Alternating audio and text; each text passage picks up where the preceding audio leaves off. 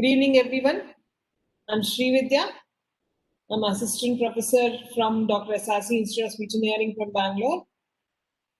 As part of this module for ENT PGs, we are doing the audiology series. This is the second lecture in this series. So today we will talk about pure tone audiometry. The aspects we will cover today are what pure tones are, what is a pure tone audiometer, what is pure tone audiometry, pure tone audiogram, the different modes in which you can get responses from children and adults, the degree of hearing loss and classification and importance, the types of audiograms, different types of audiograms, their interpretations and applications, masking, again when to mask, types of masking, plateau method, masking dilemma, and intraoral attenuation. Now, what is pure PTA? When we say PTA, it can have four different meanings. You can call it as pure tone audiometer. You can call it as pure tone audiometry, which is a procedure. Pure tone audiogram, which is a result, and pure tone average, which you calculate the average of the thresholds. We'll see one by one. What is pure tone? Pure tone is the simplest of all sounds because it belongs to one single frequency, specific frequency, described by their frequency, amplitude, phase, and duration of the sound. Now, pure tone's result is quantified in decibels. Remember, this is a sound, it's a unit which we use. And pure tone audiometry provides information about the type of hearing loss and also helps in quantifying frequency, specific threshold, elevation. Because we are using a single pure tone, single frequency pure tone, we can say which frequency or which area, which octave he has hearing loss. Now, what is a pure tone audiometer? It's an electronic device used for creating pure tone audiogram. It consists of an audio oscillator which generates pure tone sounds of different frequencies. Now, audiometer is connected to specific standard and specified bone conduction vibrator or earphones through which sound is presented to the subject's ears. Now, as the specifications say, the BC vibrator and the earphones have to be the instrument specific. If you change the instrument and the earphones specificity, the calibration of the earphones and the BC vibrator varies. So sound, we cannot say that what we are planning to introduce a stimuli, that stimuli is safe. Different components of an audiometer. We have oscillator. In the audiometer, we have oscillator, interrupter switch, equalization circuit, output amplifier, hearing level attenuator, and output transducers. Oscillator to produce a sound, interrupter switch again to introduce the signal to the patient. Equalization circuit helps in controlling the amplification, controlling the frequency, pure tone intensity, frequency, and amplitude. Then output power amplifier to vary the intensity level of the signal. Hearing level attenuator based on the HL level which you want to introduce as a stimulus to the patient. And output transducers, all of us know it's either earphones or the DC vibrators. Now, different types of pure tone audiometers are available. We call it as type 1, type 2, type 3, type 4. Type 1 audiometer is a full-fledged audiometer which has all the facilities including ACBC, speech audiometry. We can do masking, we can do freak field audiometry, we can do special tests. It's a full-fledged diagnostic audiometer. Type 2 audiometers do not have speakers, hence freak field cannot be done, but the other special tests, even the speech audiometry with a single room setup can be done. Type 3 audiometer, portable audiometer without speech audiometry facility. Only the pure tone ACBC and masking can be done. Type 4 audiometer again is a basic screening audiometer which is usually a portable one which has only earphones, not even a BC vibrator. So only the AC thresholds can be obtained. Now, what is a pure tone audiometer? It generates the pure tone. Frequency of the tone generated can be selected. Intensity can be selected. And you can route the signal either to the earphones or to the BC vibrator. You can route the noise to either of the transducers. Tone generated may be of intermittent or continuous type. We use pulse tone or we use a continuous tone based on the test requirement. This is controlled by the presence of an interrupter switch.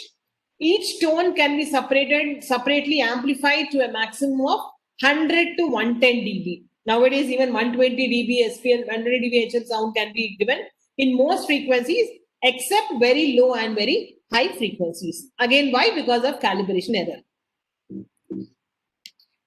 Pure tone audiometry is used to measure auditory threshold of an individual. What is auditory threshold? That the softest sound the person can hear at least 50% of the time. It's not once. I mean, it's a 50% of the time. You check it at least 4 times. 2 out of 4 at least you should be able to hear the sound at that particular level. This is a subjective investigation. That's why it's called a behavioral test, the accuracy of which is dependent on the response of the patient.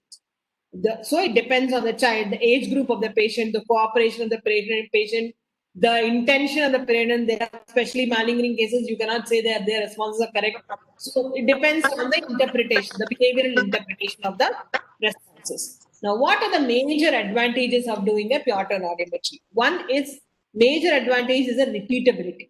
That is, if you get an audiometry threshold and if the patient is cooperative and reliable, patient is giving true responses, true positive responses, I can say this audiogram I will do another by another tester also, I will get similar results. So repeatability is very good and it has reduced variability.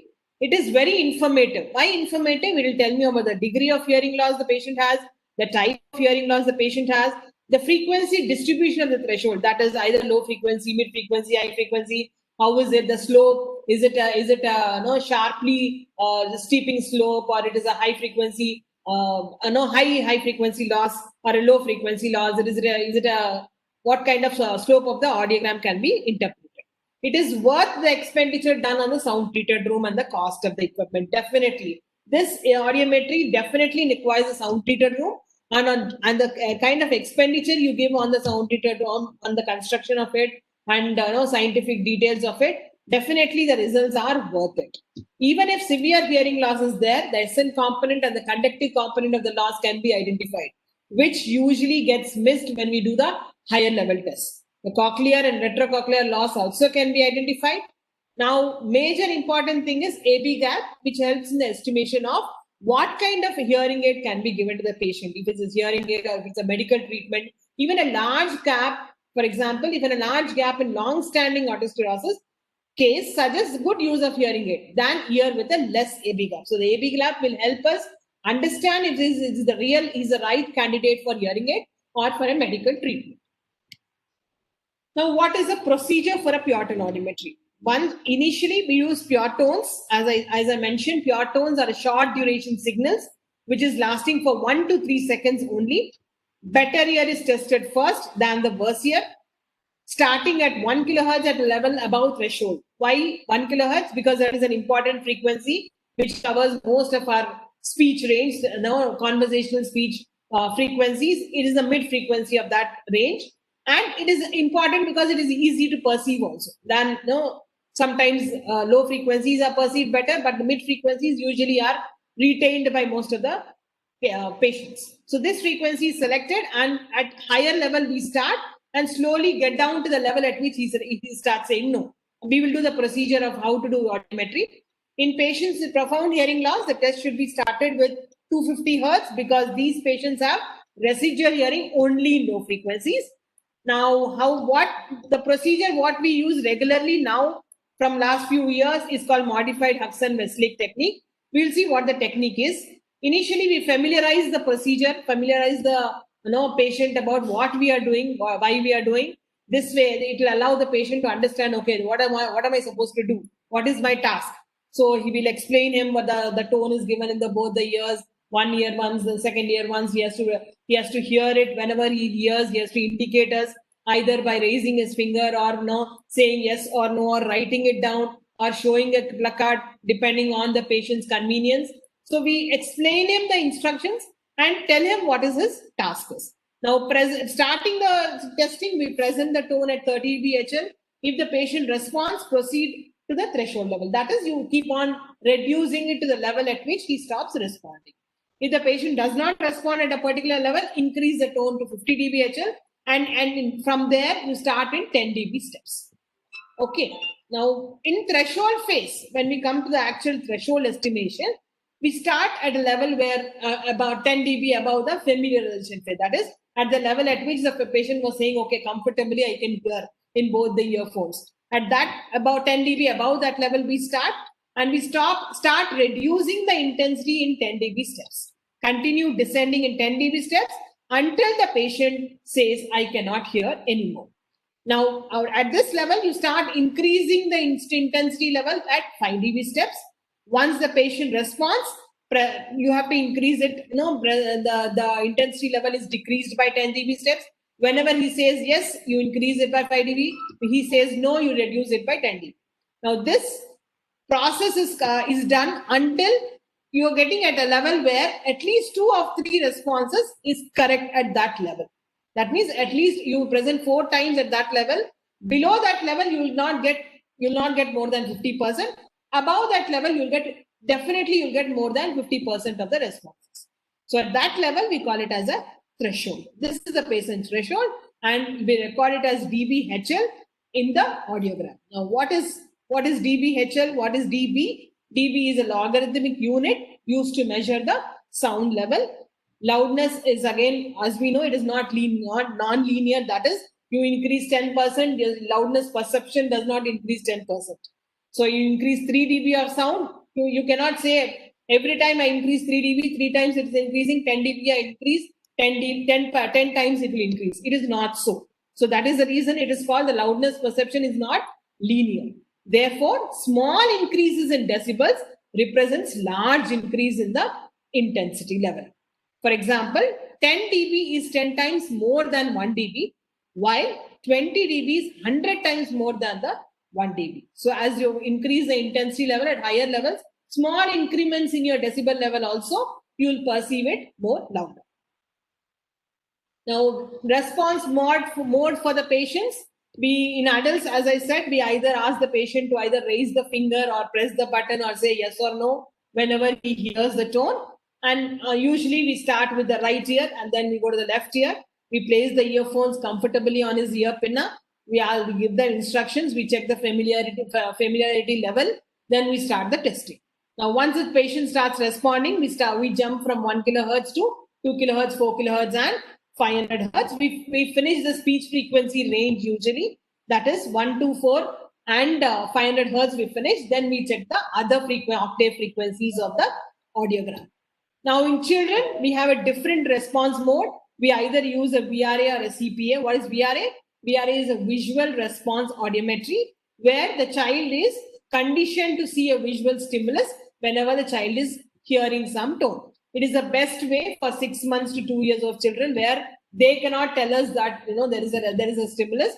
At that condition, in that situation, we give a light stimulus whenever there is a response from the child. So that acts like a reinforcement for the child, that whenever I hear the tone, I will see the light stimulus also. It's more a conditioning kind of a thing. Similarly, in conditioning play audiometry, which is called a CPA, this is usually done for 2 to 5 year old children, where we train the child to give a response. So we check the level at which the child is very comfortable. That is the familiarization level, maybe around 60 dB or 70 dB for a normal child. We give the tone and train the child to either indicate us either by putting a block in the peg every time he hears it, or raise the hand, or try to put a block in the puzzle or anything like that. Any other activity where the child can do every time he hears the tone. Now, what is a pure tone audiogram? Once we do the pure tone audiometry, we get some results. We see at the level, you get the pure tone threshold at different frequencies. Now, these pure tone thresholds are marked on a pure tone audiogram. Now, what is a pure tone audiogram? It's a graph depicting the hearing thresholds in decibels on ordinate axis and frequency in hertz in y-axis. The testing procedure is repeated at specific frequencies from 250 to 8 kilohertz, and the thresholds are recorded on a graph called audiogram.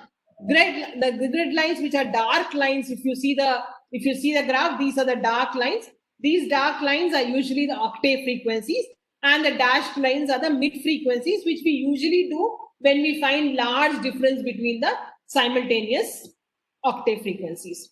So when we find a huge difference, more than 20 dB difference between the simultaneous octave frequencies, we do the mid frequency to check the repeatability. Now, different types of audiogram templates are usually available with different people. This is the first one is a binaural template where both the ears are marked in the same audiogram. There are people who use monaural templates where one ear is marked in one ear, the other ear is marked in the other audiogram. It depends on the convenience of the audiologist, but usually we recommend that it is binaural so that we have a good picture of both the ears. When it comes to hearing aid fitting and hearing aid candidacy and doing aided thresholds and comparing the responses from either of the ear, then we switch to monaural where we can see the benefit in each ear separately. This is the clinical audiogram. If you see, we have marked I have marked the normal, mild, moderate, moderately severe, and severe to profound loss. Different degree of loss on the audiogram. The frequency is marked on x-axis, and the hearing level is marked on the y-axis in dB. Now, what is dB HL? There were questions last time as to what is dB hearing level. dB hearing level or HL is used a different reference level for each test frequency. That is, there's something called normative established for each octave frequency for that particular frequency. What is an average threshold for a person for 18-year-old people? Usually it's for adults. These thresholds are reference levels are established for adults. And so I cannot say how reliable they are for children, but usually we use it for adult as a benchmark. Now the value of 0 dB HL means average hearing level at the frequency under test. So at 0 dB HL, we say that below 0 dB HL, nobody can hear. We cannot hear the intensity level below that level. That's what it means. Now, what are the audiometric symbols? Different audiometric symbols are used for different testing procedures. As we see, the AC unmasked, for right ear we have a circle, left ear we have a cross, and right ear usually we mark it with a red pen, and the left ear we mark it with the blue color. AC masked, we have a triangle. Left ear, we have a square. BC unmasked, we have a less than and the greater than symbols. BC masked, we have a square brackets. For no response, whichever unmasked or masked, we don't get a response, we extend that with this arrow mark for the right ear, for the left ear. For sound field audiometry, we usually put a yes as a symbol. So to show that at that level, in the free field audiometry, the responses were present from the child. These Pearson thresholds which are marked on the audiogram, we usually calculate something called Pearson average. Now, what is Pearson average? It is the average of hearing intensity at 500, 1 kilohertz and 2 kilohertz frequencies. At these octaves, whatever the patient's responses were or audiometric thresholds were, those thresholds are averaged, and that is called as Pearson average. Now, Pearson average is important for us. One, to categorize him into different degree of hearing loss. Secondly, to understand what will be the benefit of the amplification for that particular patient. This average should approximate the speech reception threshold. When we come to speech audiometry, you will know what is SRT, what is SDT, that is speech reception threshold and speech detection threshold. We usually try to correlate our PTA values with the SRT and SDT to see if the thresholds were reliable and valid, and also to see if there is a difference in the person's perception in terms of speech and in terms of a simple tone. So that will help us understand if he has any other issues like retrocochlear pathology. Okay. Now this is one of the example where we have given the PTA values. For example, for 500, his threshold was 50. For 1 kilohertz, we had a threshold of 45 dB. For 2 kilohertz, his threshold was around 50 dB. When we do the PTA for all the three thresholds, we got his Pearson average as 48.33. 48.33 is only for the right ear, and PTA is usually calculated for the AC thresholds. If there is masking done, you take usually the masked AC thresholds for the Pearson average. Now, from the Pearson average, we determine what is called the. There were questions last time as to how is disability percentage calculated. So based on the Pearson average, we calculate something called percentage of disability. That is how how much is the disability in understanding speech or hearing that this particular patient has. The level of normal conversation speech is around 65 dB SPL. Thus, for a person with hearing impairment of 60 dB HL or more, verbal communication would be difficult. That is, above 60 dB when we speak, when we normally speak, it is around 60 to 65 dB. So above this, if he has a hearing loss above 60 dB, a normal conversation also will be difficult for that patient to understand. This level of hearing impairment has been equated as 40% of hearing impairment, as in Persons with Disability Act, that is PWD Act, given in 1995 by our Government of India.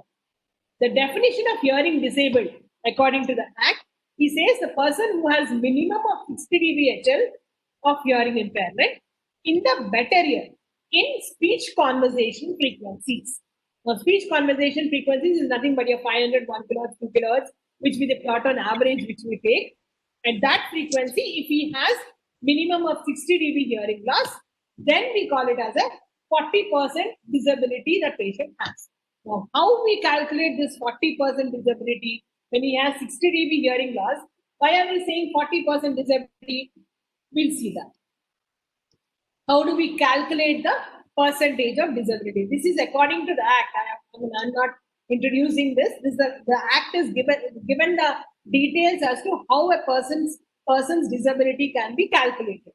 He says we have to calculate the PTA, as he says, the free speech frequency, 500, 1 kilohertz and 2 kilohertz speech frequency plot on average is calculated. For example, that is around X amount. Now this X amount, you have to deduct 25 dB. Why 25 dB? We considered 0 to 25 as normal hearing. So if it is 0 to 25 is normal hearing, that is when everybody will have 0 to 25 dB. Everybody will not have 0 dB.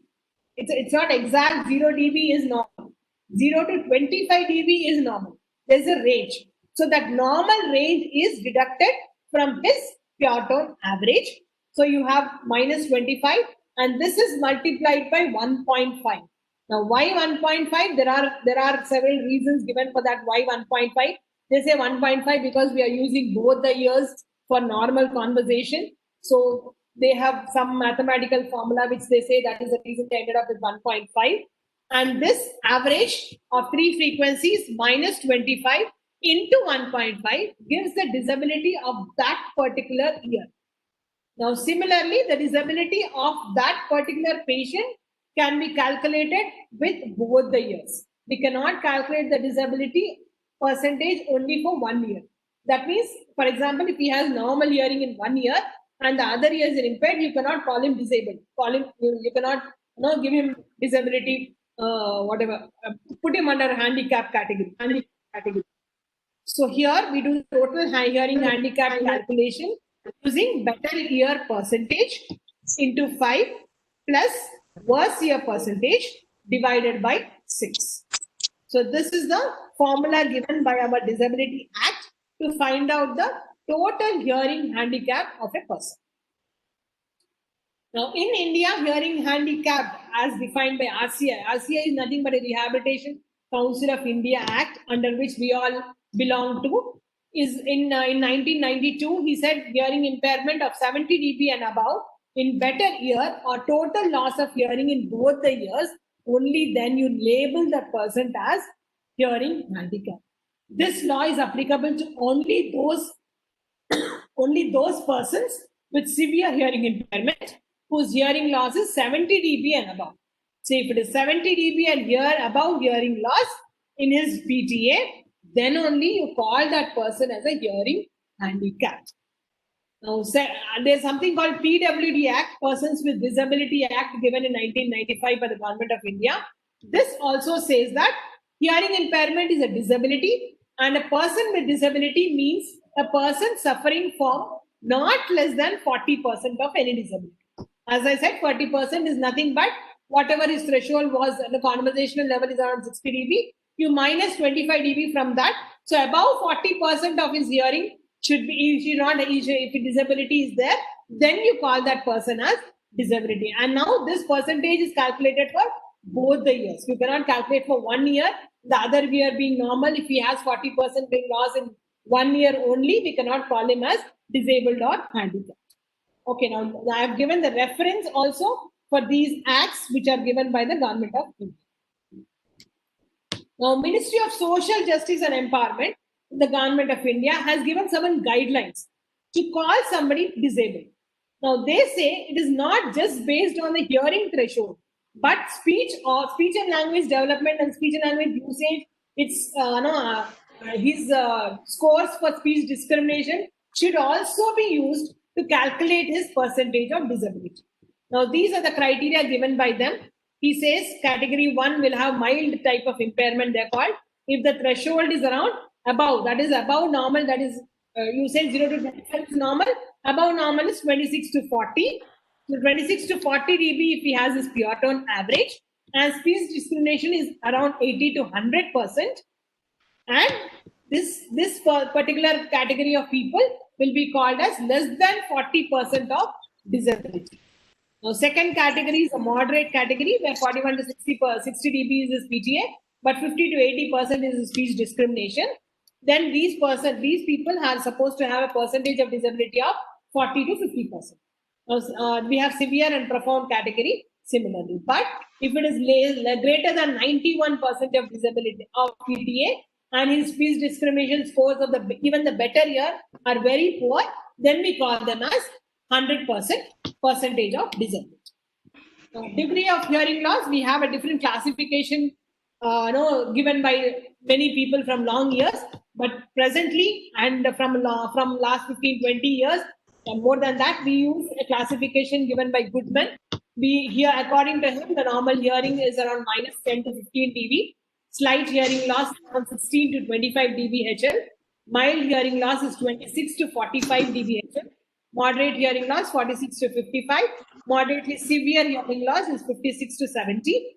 Similarly, severe is 71 to 90, and profound hearing loss is greater than 91 dB HL. If he has his pure tone average in that year, we call it as profound hearing loss. Now, degree of hearing loss, if we see the audiogram, the degree of hearing loss is 0 to 15. 0 to 15 is your normal hearing. 15 to 16 to 25 is your slight hearing loss. Then we have the mild. So basically, based on the intensity level of the threshold, we can categorize them into different degree of hearing loss. Again, different degree of hearing loss is classified based on the pure tone average of 500, 1K and 2 kHz. Based on the type of hearing loss, how do you class that? That is about the degree of hearing loss based on the audiogram. But based on the audiogram, we can also tell about the type of hearing loss the patient has. There are 3 different types of hearing loss categories we usually define from the audiogram. It's conductive, sensory neural, and mixed. So what is conductive hearing loss? If the patient has normal BC thresholds, but the AC thresholds are affected, are poorer than normal, that is more than 15 dB, and there is a BC thresholds are completely normal. Usually these are consequent to issues in either outer ear, mid ear, or tympanic membrane abnormalities. Some of the conditions with conductive hearing loss will be your otitis media effusion or otosclerosis. In sensory hearing loss, we have BC and AC thresholds both affected, but the difference between the AC and BC thresholds will be less than 10 dB in your sensory neural hearing loss. Now, BC and AC thresholds are affected more than 25 dB. So when I say it is affected, it is always above 25 dB HL. Now, usually sensory neural hearing loss, we usually see in your cochlear and retrocochlear hearing loss where you have presbycusis or NIHL or ototoxicity, such kind of conditions. In mixed hearing loss, we see both the features of both conductive and SNU hearing loss, as it means both the AC and BC thresholds are affected. They're abnormal, they're above 25 dB HL, but the AC and BC thresholds are more far apart. That is, the gap between the AC and BC is more than 10 dB. Usually, we see such audiograms in cases where we have long history of otitis media effusion or otosclerosis, where there was conductive pathology initially, but it slowly moved on to your sensory issues also.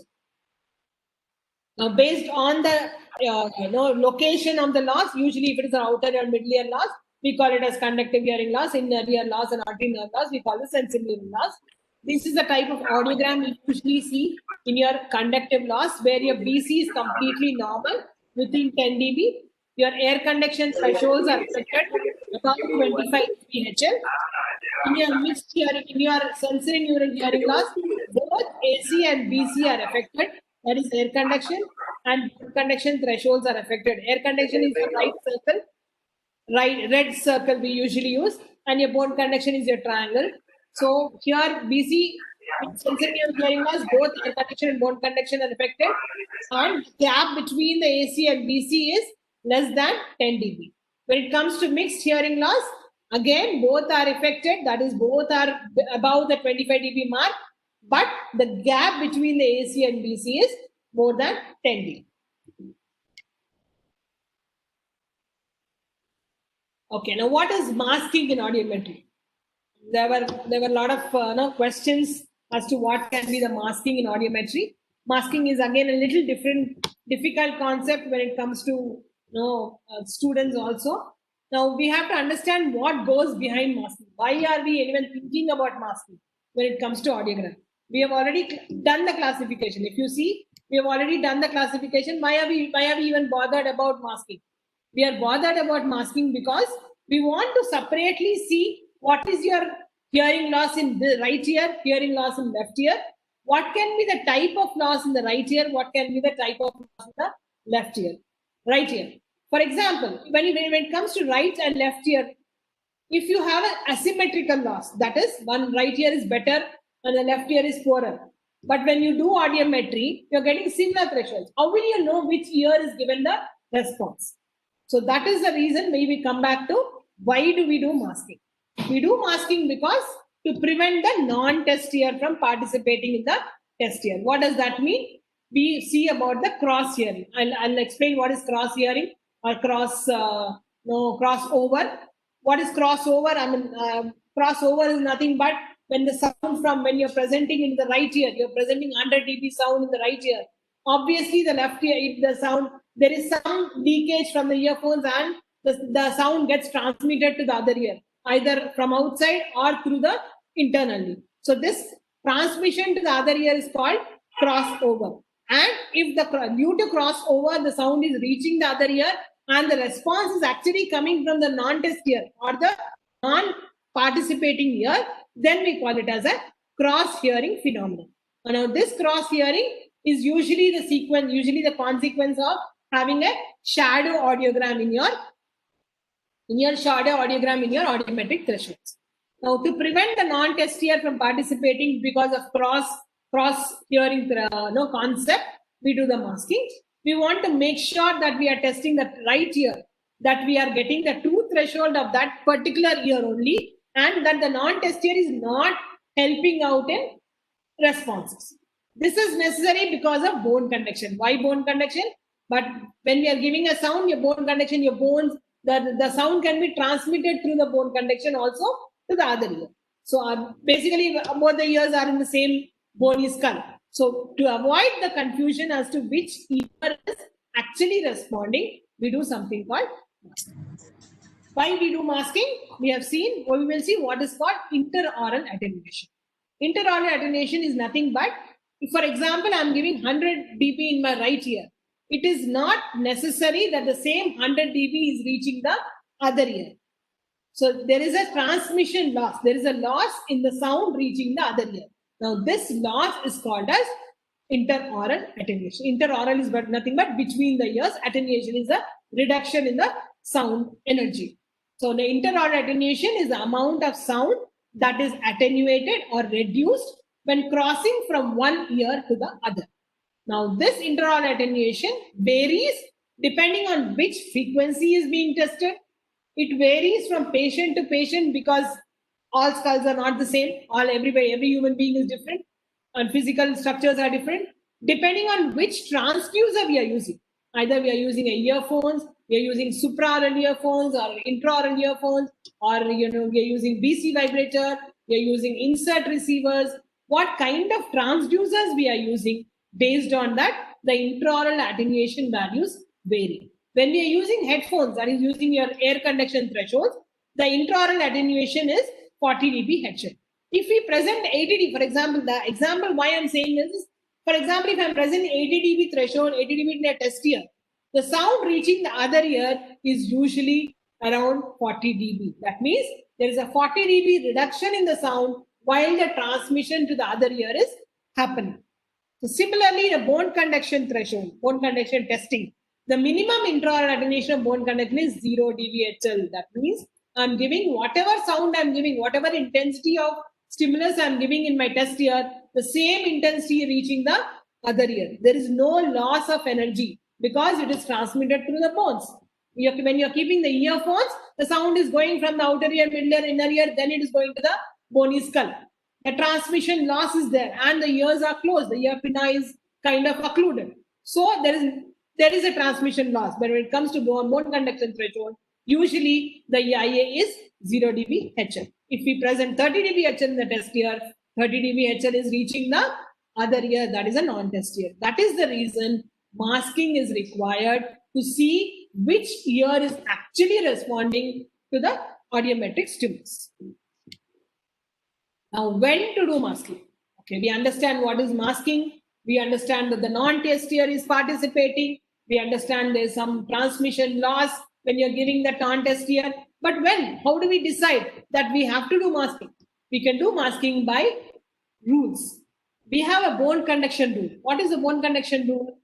When the air-bone gap between between the AC-BC gap, the AC threshold and the BC threshold of the test ear is greater than or equal to 15 dBHL, then we usually recommend that BC masking needs to be done. Similarly, when there is a difference between the AC thresholds of both the ears is more than 40 dBHL, we recommend that we do the air conduction masking. We'll see the rules. For AC masking, supraoral earphones, if we are using, the pure tone AC threshold of the test ear and the pure tone AC threshold of the non-test ear, if they are greater than or equal to 40 dBHL, we have to do masking. Similarly, if we are using an insert earphone, if the threshold is greater than if the pure AC threshold, AC and BC threshold of the, the AC threshold of the test ear and the BC threshold of the non-test ear is greater than or equal to 70 dBHL, then masking is necessary. Now, why this 40 dB, 70 dB is interoral attenuation is 40 dBHL for supraoral earphones and 70 dBHL for insert earphones. So that is the criteria for AC masking. Now, similarly for BC masking, when there is a 10 dB or more difference between the air conduction threshold of the test ear and the bone conduction threshold of the test ear, we usually recommend BC masking has to be done for that ear to see which BC was, which bone was, which ear was responding. Mask for BC when there is an air-bone gap. If it is whatever be the gap, if it is less than 10 dB, you have to do a bone conduction masking. Now, what kind of noise we use for bone conduction masking? For pure tone testing, we use a narrowband noise, which is usually around the test frequency of the ear. For example, if I'm using a 1 kilohertz tone for the test ear, for the masking noise will be centered around 1 kilohertz so that it masks the perception of that 1 kilohertz tone. Similarly, for speech testing, we use a wideband noise, which is around 300 to 3 kilohertz, which covers most of our speech frequencies. That is, if I'm giving 1 kilohertz tone in my right ear, the narrowband noise in the left ear will be around 1 kilohertz, so that I will not be able to hear the 1 kilohertz tone given in the test ear. Similarly, for speech, when I give a speech stimulus in my right ear, to mask that speech stimulus in the right ear, in the left ear, I give the 300 to 3 kilohertz wideband noise so that I'm not able to hear the speech stimulus given in the right. Now, how much noise? Okay, we have decided when to do masking, why we have to do masking, and we have calculated the formula with which, the criteria with which we have to do masking. But how do we calculate how much to give masking? Noise. How much the noise has to be given? If I'm giving 30 dB tone here, is it 30 dB noise which I have to give in the other ear? So how do we calculate? We calculate basically based on the logic that somehow we have to exclude the non-test year from participating for the tone presented in the test year. So to cover up the non-test year participation, the level of the masking noise has to be greater than the patient's AC threshold in the non-test year, but not so loud that over masking occurs. Over masking is nothing but the masking noise is coming back again to the test year. If I am testing the test year, non-test year has to be given a masking noise not greater than the AC threshold of the non-test year. Now, under mask, there are concepts like what is under masking, what is over masking. When I say accurate masking, it should not be too low, it should not be too high. If it is too low, we call it as under masking. If it is too high, we call it as over masking. Under masking, not enough noise for the non-test year. The obtained threshold is really the response of the non-test year. When it is over masking, you're giving too much noise. The noise is actually crossing over and disturbing the test year. Actually, forget about the non-test year. Excluding the non-test year, you're interfering with the test year. That is the reason we use something called a plateau method. What is plateau method? This is again given by Dr. Hood. It says a time-honored gold standard for the masking approaches. Masking is put into the non-test year and gradually increased while determining if there is a shift in the test year threshold. Again, you're basically giving a low, minimum level of masking noise in the non-test year, and you're checking the threshold in the test year. But the non-test year masking noise and the test year masking, the test year tone are varied in a plateau method. That is, to a level where you're getting 50% of the responses from the test year, but the non-test year is not participating in that 50% of the responses. So that is when you obtain a plateau. Now, when we do, I'm explaining the plateau method here. You start with the noise 10 dB above the AC threshold of the non-test year. With the noise in the non-test year, we have to start presenting the tone of the test year at the threshold level. So whatever non-test year threshold was, you start the noise there. Whatever the threshold of the test year was, the unmasked threshold of the test year, you start the tone. If the patient hears the tone, increase the masking noise in the non-test year by 5 dB. This is again Huxley and Westlake procedure only. You basically increase by 5 dB steps. If the patient hears the tone, increase the masking noise in the non-test year by 5 dB steps. If the patient does not hear, increase the tone by test year until the patient responds. After the patient responds to the tone with 3 consecutive 5 dB increments, then you say that the plateau is achieved, and that you take it as the masked thresholds of that particular year. So the test year masked thresholds can be obtained when the non-test year threshold masking noise is same, but the test year can be giving 50% of responses for the same tone. Now there's something called occlusion effect. Now what is occlusion effect? During masking for bone conduction, the bone oscillator is on the test year master. Yes or no? You are keeping the bone vibrate on the test year, and the non-test year you are giving the noise either through the earphones or to the insert earphones. In this situation, the occlusion of the plugged up or the non-test ear will actually increase the likelihood that the non-test ear will respond to the tone. Why? Because you're closing the non-test ear with the earphone or insert. So the bone conduction, the sensation increases. So the occlusion effect increases and it starts responding to the test ear tone. As a result, the patient's occlusion effect must be added to the AC threshold of the non-test ear at the onset of masking. There is something called occlusion effect value. For each frequency, they have calculated how much can the occlusion effect be. So basically, we add these occlusion effect values for each frequency when we start doing the masking, when we start introducing the masking noise to the non-test ear. It is recommended to add an extra 10 dB at 250 Hz and 500 Hz and an extra 5 dB in 1 kHz to start the masking threshold. So instead of starting your masking at 10 dB above the non-test ear threshold, at 250 Hz, we start at 20 dB. We add the occlusion effect value for the starting point of your introduction of your masking noise in your non-test year. Now, there were questions also last year as to what is masking dilemma. Now, what is masking dilemma again? It is given by Ralph Norton. It's called Norton's masking dilemma. And this comes into picture when we have usually bilateral conductive hearing loss. That is both the ears having BC thresholds almost normal and AC thresholds vary. The amount of masking noise required is so often so high. It is so high that it interferes with the calculation of the two threshold. Now, this is when masking dilemma comes into picture. Usually, when there is a bilateral conductive hearing loss, we write that the masking, we try the masking, we calculate the minimum and maximum values of masking noise to be given, and we find the Norton's dilemma is coming into picture. We write that the masking dilemma is present, so could not be done, masking could not be done, and we suggest that the conductive hearing loss, it is a bilateral conductive hearing loss, which can be further,